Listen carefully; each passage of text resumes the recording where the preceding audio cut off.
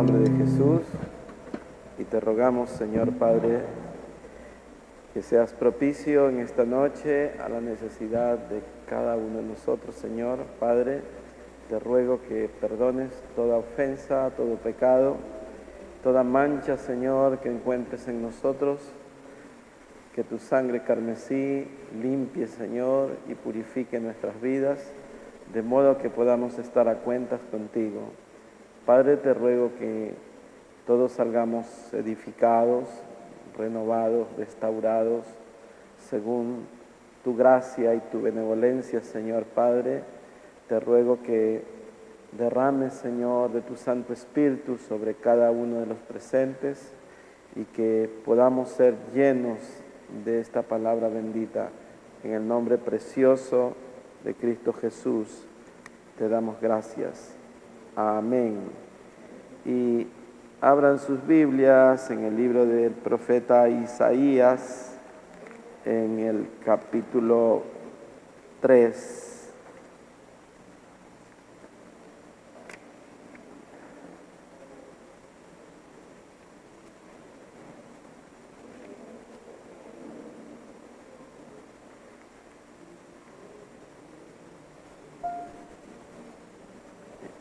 Leemos el verso 10 y la palabra del Señor la leemos en el nombre del Padre, en el nombre del Hijo y con la santísima comunión de su Espíritu Santo. Y dice así, verso 10: Decid al justo que le irá bien, porque comerá de los frutos de su mano. Amén. Pueden sentarse, mis amados. Ay del impío, mal le irá, porque según las obras de su mano le será pagado, dice el verso 11. Amados, Israel estaba en juicio, estaba la nación siendo disciplinada, había juicio de Dios sobre ellos y a pesar de esto, pues siempre hay personas que marcan la diferencia. Y el profeta preguntó a Dios, ¿y qué le digo a los demás? Y Dios, amados, que es siempre sabio, perfecto en su palabra, manda a decir al profeta, y me gusta la expresión, dice: decid al justo que le irá bien. Yo creo que cuando recibimos esta palabra reconforta, esta palabra anima, esta palabra nos llena de fe, de esperanza, nos da contentamiento, nos esfuerza para mantenernos en la justicia de Dios según su palabra y para poder realmente presentarnos delante del Señor para que seamos justificados. Porque el hombre es pecador, pero su actitud y su temor a Dios lo hace volverse a Dios. Y reverentemente venimos a su altar y pedimos perdón. Y como dice el libro de Miqueas, y volverás a tener misericordia de nosotros. Quiero introducir el mensaje con este verso, porque una de las cosas que ocurren al justo es que el justo vive en la presencia de Dios, vive para pedir perdón, reconoce sus falencias, reconoce sus yerros, reconoce sus pecados y se acerca al altar del Señor. Por eso el libro de Hebreos dice: acerquémonos pues al trono de la gracia para hallar el oportuno socorro, para hallar gracia y misericordia. Por eso es que necesitamos entender que nuestra naturaleza nos lleva a reconocer quiénes somos primeramente. Y una persona que está en sus cabales debe de entender que la Escritura dice que no hay justo sobre la tierra que haga el bien y no peque. Por eso, estando conscientes de eso, podemos testificar lo que la Biblia dice. En el libro de Romanos dice, más bien sea el hombre mentiroso y Dios veraz. ¿Por qué? Porque en el hombre, si lo examinamos, no hay nada bueno. El corazón del hombre es engañoso y perverso, dice la Biblia, más que todas las cosas. ¿Quién lo entenderá? Yo, Jehová, que pago sus obras según lo que ha hecho. Partiendo de esa premisa, amados, el hombre justo, de acuerdo a este texto, es el que vive en la presencia de Dios, vive para orar, vive clamando primeramente por Él, clamando por los demás, y hay un orden espiritual. El esposo orará por la esposa orará por el esposo, el padre de familia orará por sus hijos, el padre de familia orará por sus consiervos, sus hermanos en la fe dentro de la congregación a la que asiste, orará por el pastor, orará por la nación, orará por la paz del mundo y orará por la paz de Jerusalén. Esa es la visión que debe de tener todo hombre de fe. Todo hombre que es justo ama la paz de Jerusalén. Dice que son bienaventurados, benditos los que aman la paz de Jerusalén, que permanecen pidiendo porque en Jerusalén exista paz. Y obviamente, si pide por ellos, habrá pedido también por su casa, por su iglesia, por su ciudad, por su nación, y estará siempre pendiente y esperando la venida del Señor. Entonces, la oración, amados, es de forma continua, permanente. Existe un espíritu de oración, y como hemos hablado en servicios anteriores, hemos dicho que todo aquel que ora tiene que tener un espíritu suplicante. Ese espíritu suplicante le permite verdaderamente entrar a la misma presencia de Dios, porque el que suplica se humilla. Y la Biblia dice que Dios está con el que contrito de corazón, con el que se humilla delante de Dios y reconoce lo que Él es. Ahora ustedes saben, amados, que hay diferentes situaciones que ocurren en nuestra vida, ¿no? El libro de Job dice que el hombre nacido de mujer es corto de días y hastiado de sinsabores. Quiere decir que no salimos de una y entramos en otra. Y hoy pues podemos decir que este año ha sido un año especial, un año que ha servido, amados, porque nos ha hecho ver que dentro de toda la tormenta que se puede haber venido, unos más, otros menos, hemos sufrido el impacto de esta pandemia, y esto nos ha arrinconado, nos ha encerrado en nuestras casas y nos ha permitido pasar más tiempo familiar, algo que como que era un poco difícil concebirlo hasta antes de febrero.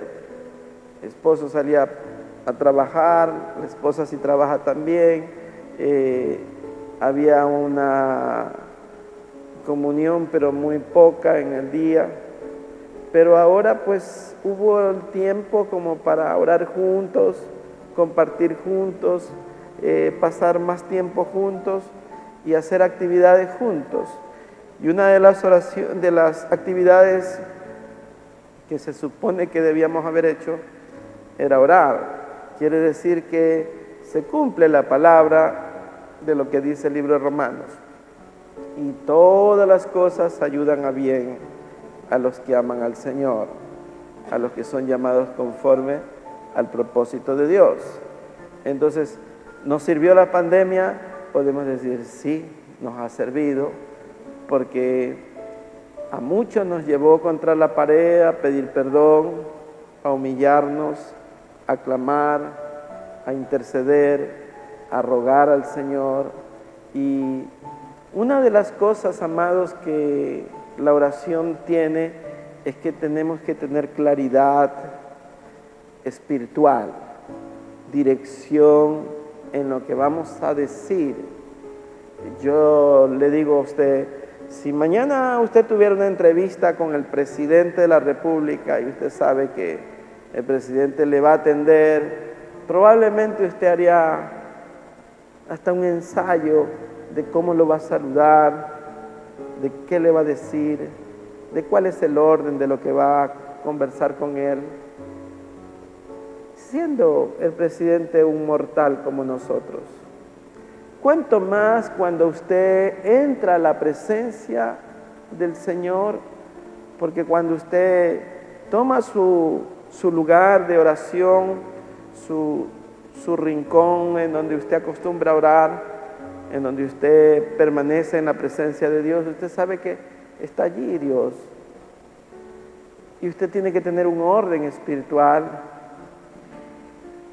Va a adorar, va a pedir perdón, va a interceder, va a clamar, va a suplicar, va a conversar con Dios, va a decirle cuánto necesita de Él, va a decirle cuánto usted depende de Él, va a decirle que Él es su esperanza, va a manifestarle que verdaderamente Él es su refugio, que en Él usted medita de día y de noche, que usted espera en la benevolencia de Él. Entonces usted la oración la empieza a formar de tal forma que se convierte en algo especial en el diálogo que usted sostiene con Dios, para que no sea una conversación desagradable. Usted vea que a veces hay personas que vienen a hablar con nosotros y nos incomodan. Nos incomodan porque son maleducados, son agresivos, confianzudos, piden lo que no deben de pedir, exigen lo que no deben de exigir, la actitud es demandante y no una actitud de suplicante. Una cosa es suplicar y otra cosa es que me tienes que dar. Entonces, a veces equivocamos la actitud. Entonces, como que si estuviéramos hablando por teléfono provoca cerrar la comunicación, porque ya nos llenan las medidas. Dios no se llena de las medidas nunca, pero no es lo mismo alguien que viene con un espíritu de súplica a alguien que viene irreverentemente. Entonces tenemos que conocer ¿cómo vamos a proceder ante determinada situación? Ustedes vean, la crisis que la estamos pasando, ¿ha terminado? No ha terminado. ¿Sabemos cuándo va a terminar?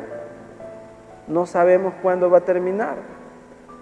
¿Sabemos cuántos más van a enfermar? No sabemos cuántos más van a enfermar. No sabemos si nosotros mismos a lo mejor el Señor decide decir, bueno, vamos. No lo sabemos. No sabemos si alguien de los íntimos de nuestro círculo el Señor lo va a demandar y lo va a tomar. No sabemos si vamos a poder seguir congregarnos. Entonces yo estaba leyendo un pasaje bíblico que prediqué hace unas semanas en el libro de Hechos. Quiero llevarlo al libro de Hechos, si me siguen por un minuto. En el capítulo 27 del libro de Hechos, en el verso 13 hay algo especial. Y dice así, Hechos 27, verso 13, dice, y soplando una brisa del sur, pareciéndoles que ya tenían lo que deseaban, levantaron anclas e iban costeando Creta. Sí, 27:13, Hechos 27:13. Pero no mucho después dice, dio contra la nave un viento huracanado llamado Eurociclón, y siendo arrebatada la nave y no pudiendo poner proa al viento, nos abandonamos a él y nos dejamos llevar. Y habiendo corrido a sotavento de una pequeña isla llamada Clauda, con dificultad pudimos recoger el esquife. Y una vez subido a bordo, usaron de refuerzos para ceñir la nave, y teniendo temor de dar en la sirte, arriaron las velas y quedaron a la deriva. Pero siendo combatidos por una furiosa tempestad, al siguiente día empezaron a alijar, y al tercer día con nuestras propias manos arrojamos los aparejos de la nave, y no apareciendo ni sol ni estrellas por muchos días, y acosados por una tempestad no pequeña, y habíamos perdido toda esperanza de salvarnos. Pero Pablo, como hacía ya mucho que no comíamos, puesto en pie en medio de ellos, dijo, habría sido por cierto conveniente, oh varones, haberme oído y no zarpar de Creta, tan solo para recibir este perjuicio y pérdida. Pero ahora os exhorto a tener buen ánimo, pues no habrá ninguna pérdida de vida entre vosotros, sino solamente la nave. Porque esta noche ha estado conmigo el ángel de Dios, de quien soy y a quien sirvo. Diciendo Pablo, no temas, es necesario que comparezcas ante César, y aquí Dios te ha concedido todos los que navegan contigo. Por tanto, varones, tened buen ánimo, porque yo confío en Dios, que será así como me ha dicho. Con todo, es necesario que demos en alguna isla. Amados, ustedes vean, era una verdadera tormenta de muchos días, no podían ni siquiera recoger el ancla, tuvieron que bordear la costa. Ustedes saben que cerca de la costa hay piedras, rocas, y las naves cuando golpean ahí se despedazan y naufragan. Dice que no veían ni el sol, ni la luna, ni las estrellas. O sea, no había luz, había oscuridad todo el día. Y eso más o menos, si nos trasladamos a lo que es una tormenta, puede aplicarse eso a lo que representa una tormenta en nuestras vidas cuando no vemos salida a nuestros problemas, cuando vemos que realmente la nave se va a perder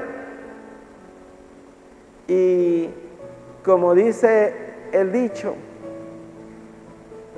hay que salvar del ahogado el sombrero. Entonces, Pablo estaba en esa nave, amados, pero Pablo, a pesar de que había una tormenta, se dio tiempo para orar. Dice, Dios me ha concedido todos los que están conmigo y ninguno se va a perder. El ángel de Jehová, de quien soy y a quien sirvo, me ha dicho. Entonces, cuando usted tiene la certeza de lo que Dios le dice en su palabra, dile al justo que le irá bien, decida al justo que le irá bien, entonces eso nos llena de fortaleza espiritual. Entonces usted se vuelve en un ministro de la palabra de Dios, porque le va a decir a su esposo, mira, yo he orado, no temas porque Dios está aquí, Dios tiene control de esta situación. El padre de familia dice, no, Dios nos va a favorecer porque estamos en la justicia de Dios, porque el hombre, cuando está entre la espada y la pared, tiene que ponerse a cuentas. Y a veces la tormenta es el recurso que Dios utiliza para llevarnos a una confrontación espiritual, a fin de que reconozcamos quién es el que manda, quién es el que gobierna, quién es el Señor, quién es el que tiene control aún de los vientos. Como dijeron los discípulos, dice, ¿y este quién es que aún los vientos y el mar le obedecen? ¿Quién es este? Entonces, cuando nos damos cuenta, sabemos que es Cristo Jesús el que está allí, amados, para fortalecernos, y vemos que nuestra oración no está fofa, no está vacía, no está extraviada. Nuestra oración tiene sentido, tiene profundidad, tiene propósito, tiene humildad, tiene súplica, tiene humillación, tiene lágrimas, tiene clamor, tiene ruego, tiene manos levantadas, tiene una mirada puesta en el cielo, sabiendo que de allá vendrá un socorro. Entonces, usted, cuando se levanta de la oración, usted siente que ha aligerado la nave, que ha tirado los aparejos, se ha despojado del peso. El barco va pesado y usted tiró todo y se despojó de todo para que no haya en usted una carga, porque el Señor dice, echa sobre mí tu carga, que yo te sustentaré. La palabra de Dios, hermano, es la que nos da esa fuerza espiritual. Los días son difíciles, las noticias lo van a batir, las cosas que se nos dicen nos van como minando, nos van desgastando, nos van haciendo sentir como que no vamos a alcanzar a terminar el año. Pero la palabra de Dios dice algo diferente. Decida al justo que le irá bien. Entonces, tenemos que creer en la palabra y en el Dios de la palabra, en el que tiene autoridad para reprender todo viento, toda potestad, toda hueste satánica será reprendida en el nombre de Jesús. Nosotros tenemos que tener claro, amados, en quién hemos creído. Estamos viviendo una crisis en donde se está probando nuestra fe. Tenemos que mostrar que nuestra fe está puesta en Cristo Jesús y que soplen los vientos que soplen, Él es el Señor de los vientos. Él tiene control y autoridad de todas las cosas, amado. Todas las cosas.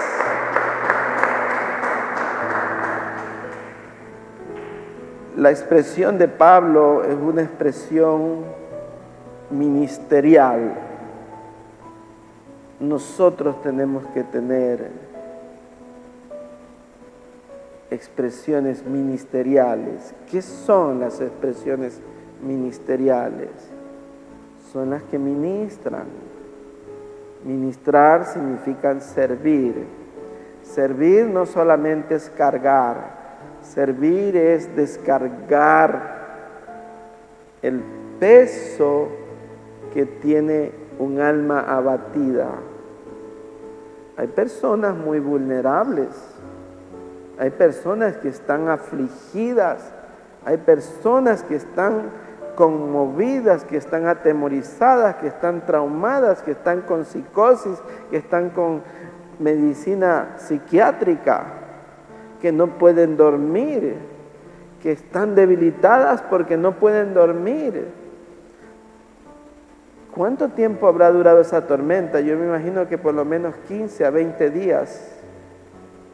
Pero está puesta allí para que la apliquemos a esta crisis que ha venido, amados. Ustedes vean, en diciembre del año pasado ya se hablaba de que el virus estaba en la China. Muchos pensamos y dicen, no, está allá en la China, no es con nosotros. Pero resulta ser que Dios quiso que el virus avance a todo el globo, a todo el planeta.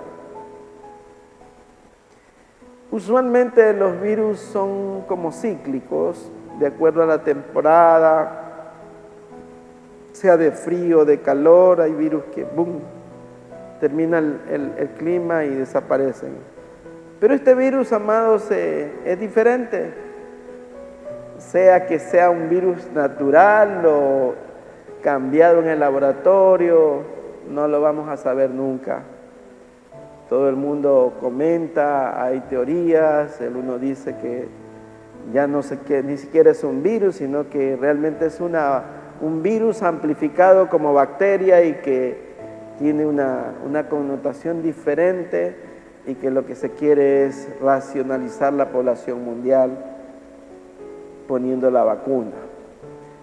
Entonces yo, a estas alturas de tantos comentarios de diferentes fuentes, ya da temor ponerse una vacuna.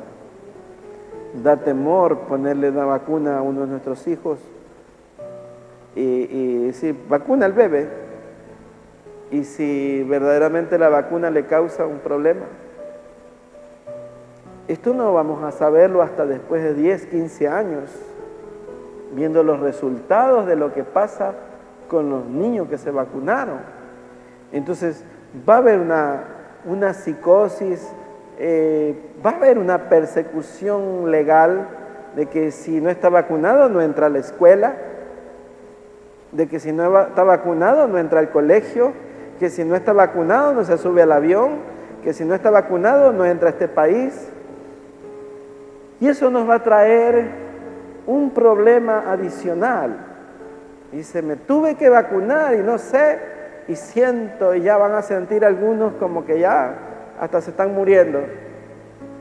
Y a lo mejor no hay nada, pero ya tenemos en la duda, la incertidumbre, y tenemos eso.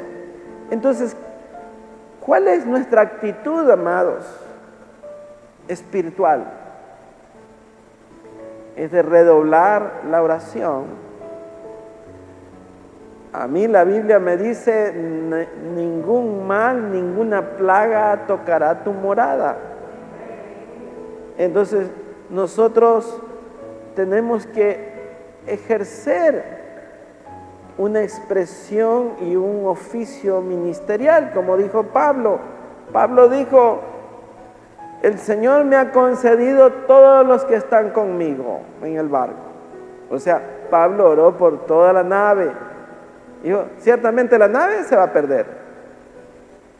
perder, pero ninguno de los que están aquí, más adelante dice, ni un pelo va a perecer. Entonces, la certeza del sacerdote debe ser tal que da una ministración familiar, porque usted tiene que coger su familia y decir: a ver, cálmense, dile al justo que le irá bien. Entonces, sus hijos, que obviamente deben de confiar en usted, tendrán paz. Hay jóvenes nerviosos. Hace unas semanas me visitó un hermano de la iglesia. Estaba con fiebre, escalofrío, y le pedí exámenes. Parecía que tenía el COVID. Cuando vinieron los exámenes, pero antes de que vinieran los exámenes, yo le dije: probablemente tienes el COVID, porque todos los síntomas dan para COVID. Bueno, el hombre se quebrantó, se echó a llorar: ¿y ahora qué hago? Entonces tuve que, más que medicarlo, consolarlo y levantarle el ánimo, pero se desbarató emocionalmente. Pero después vinieron los exámenes y no tenía nada. No tenía nada. Pero él estaba tan afligido, y lloraba como bebé. No voy a decir el nombre porque es de la congregación, pero estaba llorando. Entonces, lo que quiero decirles, amados, es que todas estas noticias nos desarman a veces, nos serruchan el piso, nos mueve. Es algo que a muchos los intimida, como cual persona que alguien le pone la pistola en la cabeza y lo deja, pero amenazado de muerte, y lo deja nervioso. Entonces, nosotros, hermanos, tenemos que fortalecer nuestra fe. No le digo que ande sin mascarilla. No le digo que no se lave las manos.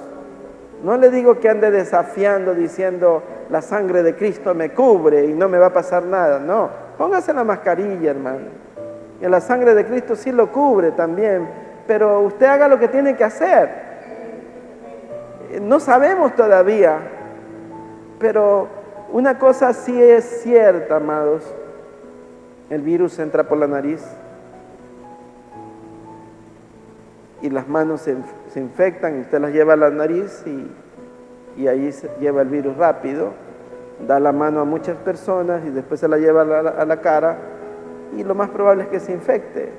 Entonces, si usted anda con mascarilla y se lava las manos, va a tener menos posibilidad de infectarse.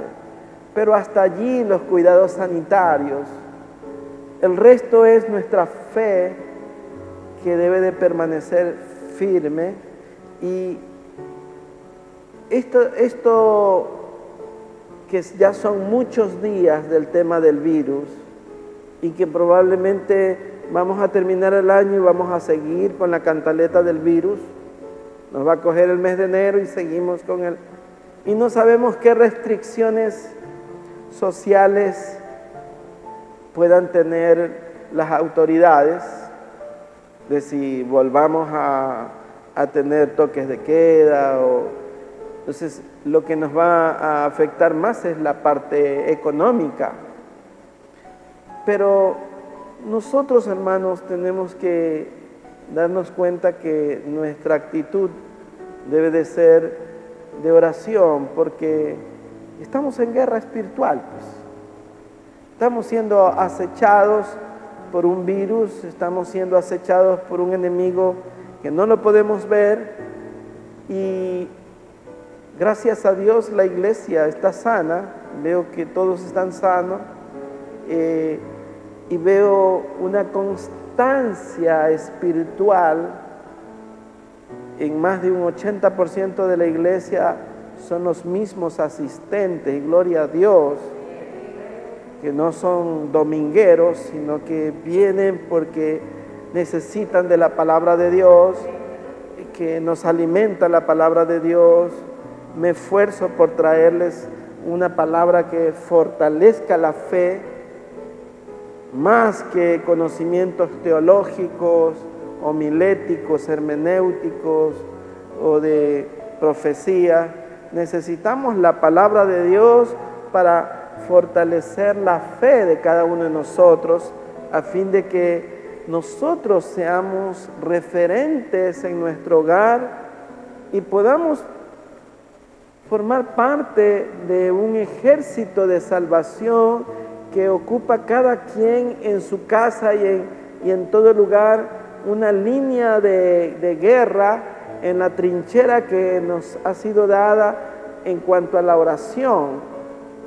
Imagínese usted un lugar en donde tienen que estar atrincherado todo un ejército y de repente falta un vacío allí, nadie está ahí, el enemigo entra por allí. Entonces cada uno de nosotros representamos un potencial en cuanto a la cobertura, porque si por allí fallan y los demás hermanos están cuidando por acá, entonces el enemigo entrará y los tomará por la espalda, porque los de acá fallaron, o están bien los de aquí, los de allá, y los de acá fallaron.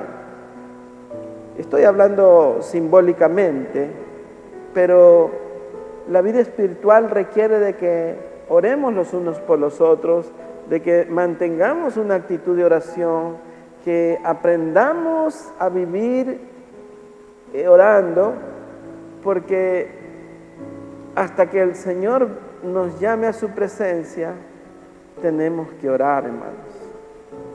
Nuestra vida necesita y depende de la oración para que Dios haga cosas por nosotros. Dios tiene poder para hacer lo que Él quiere, pero Dios se mueve en medio de la oración. Es importante que reconozcamos esto, amados, porque de lo contrario estamos inactivos, sin beneficio ni ningún oficio espiritual. Si tenemos responsabilidad espiritual, tenemos que orar mínimo por nuestra familia, mínimo por la iglesia, para que la iglesia se mantenga unida en un mismo sentir, en un mismo espíritu, y no exista divisiones, amados. Vayamos al Salmo 42.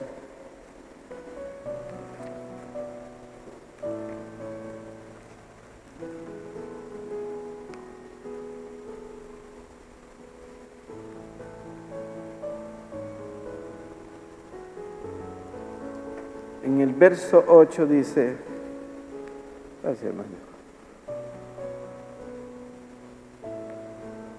Pero de día mandará Jehová su misericordia, y de noche su cántico estará conmigo, y mi oración al Dios de mi vida. Diré a Dios, roca mía, ¿por qué te has olvidado de mí?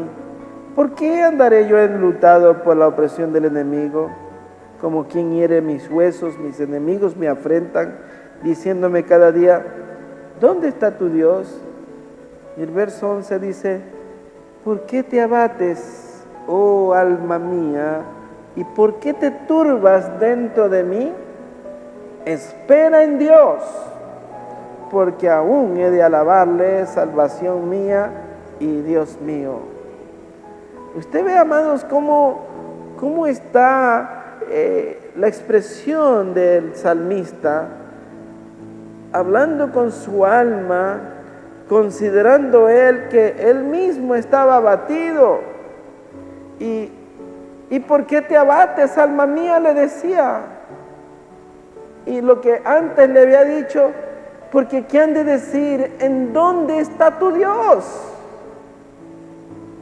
Nosotros tenemos que enaltecer y glorificar el nombre de Cristo.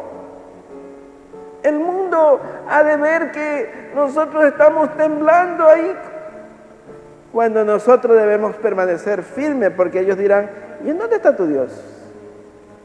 ¿Qué han de decir la gente? Entonces, es el honor de Dios el que lo ponemos en poco cuando nuestra actitud muestra poca fe. Entonces, ¿por qué te abates, oh alma mía, dentro de mí? ¿Por qué te turbas? Espera en Dios, diré, salvación mía, roca mía, esperanza mía.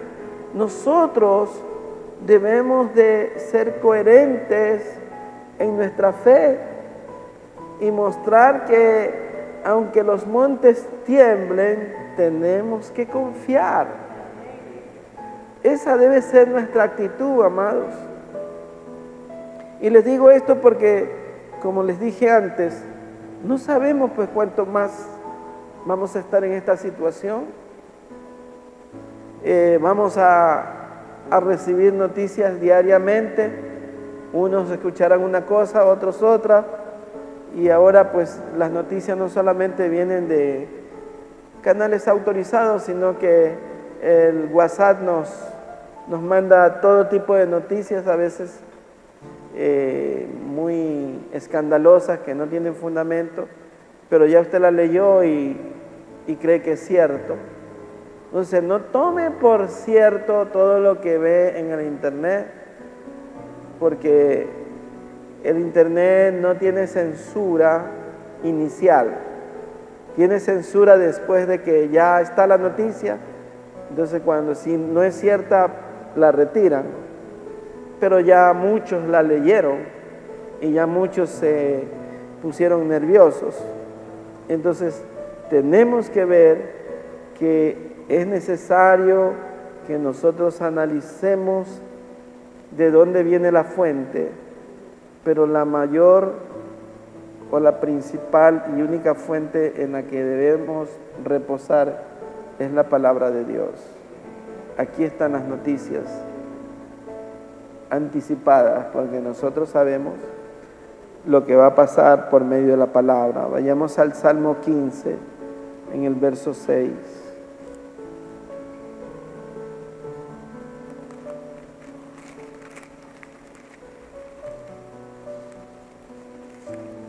Perdón, 18, en el verso 6.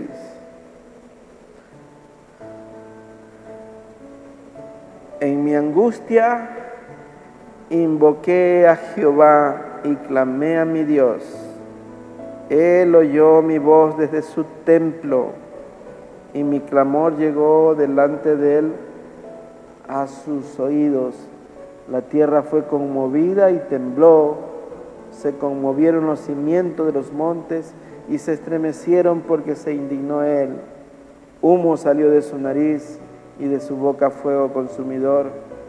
Carbones fueron por él encendidos.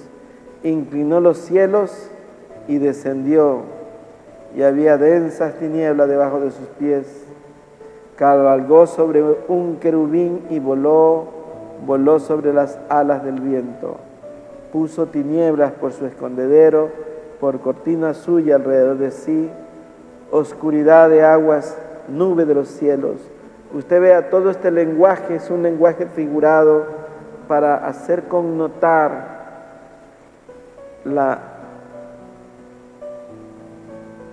el poder de Dios, la manifestación de Dios, que Dios está allí, amados.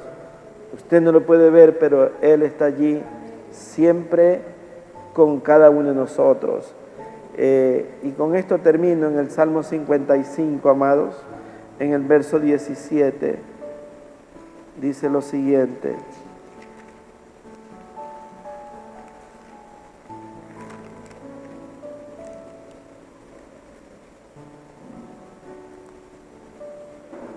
verso 16 dice, 55, 16 dice: en cuanto a mí, a Dios clamaré y Jehová me salvará. Tarde y mañana y a mediodía oraré y clamaré, y Él oirá mi voz. Él redimirá en paz mi alma de la guerra contra mí, aunque haya contra mí muchos. Dios está allí, amados. La hora de la oración está allí. Dice: tarde, mañana y a mediodía oraré y clamaré.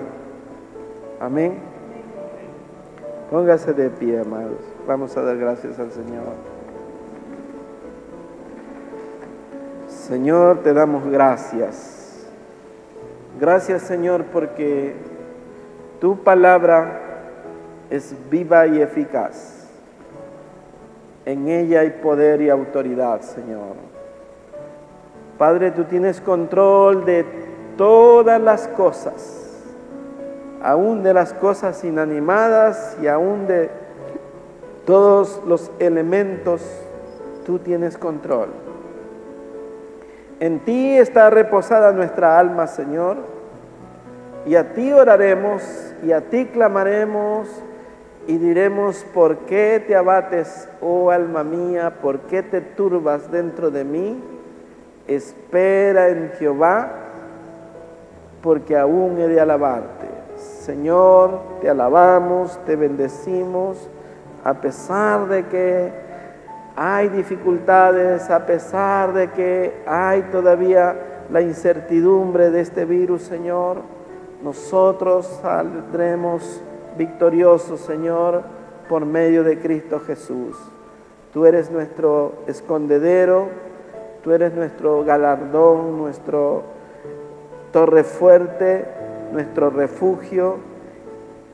Oramos por nuestras familias, por nuestros matrimonios, por nuestros hijos, por los hijos de nuestros hijos, por los que se van a añadir, por los que están en los lomos, por la parentela que se añadirá, Señor Padre. Oramos desde ya, Señor Padre, porque tu palabra dice que la generación del justo será poderosa. Señor Padre, nos cubrimos con la sangre del Cordero, clamamos a ti y declaramos, Señor, que tuya es la victoria y que tú tienes control de todas las cosas. Y como dice tu palabra, ninguno de los que están conmigo se perderá, porque el ángel de Jehová, a quien sirvo y de quien soy, él me ha dicho que no habrá pérdidas. Padre, te damos gracias en el nombre maravilloso de Cristo Jesús. Amén, amén, amén.